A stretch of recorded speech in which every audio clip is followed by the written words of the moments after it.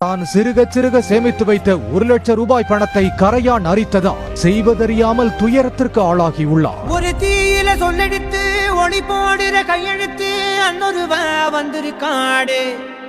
கிராமத்தில் கூலி வேலை பண்ணுற ஃபேமிலி கொஞ்சம் கொஞ்சமாக சேர்த்து மண்ணில் தோண்டி ஒரு டப்பாக்குள்ளே போட்டு அவங்க பணத்தை வச்சுருக்காங்க 1 லட்ச ரூபா. அவங்க பொண்ணுக்கு ஏதோ ஃபங்க்ஷனுக்காக போய் அந்த பாக்ஸை ஓப்பன் பண்ணி பார்த்துருக்காங்க. கரையான் அரிச்சிட்டு இருக்கு மொத்த பணத்தையும். சரி அவங்கள வர வச்சு அதே மாதிரி பாக்ஸில் இந்த 1 லட்ச ரூபா போட்டு அவங்கள சந்தோஷப்படுத்தலான்னு நான் ஆசைப்பட்டேன். ஸோ அதெல்லாம் வர சொல்லியிருக்கேன்.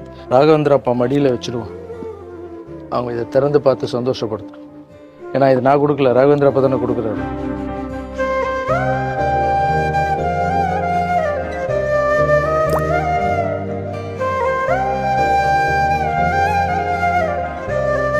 அங்கே பாருங்க, ஒரு பாக்ஸ் இருக்குது, திறந்து பாருங்க.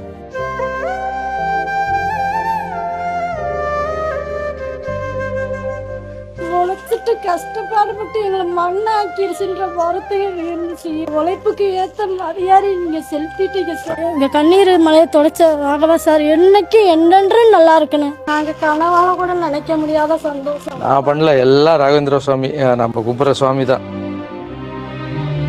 மாற்றம் சொல்லல்ல, செயல். வாழ்வோம், வாழ வைப்போம்.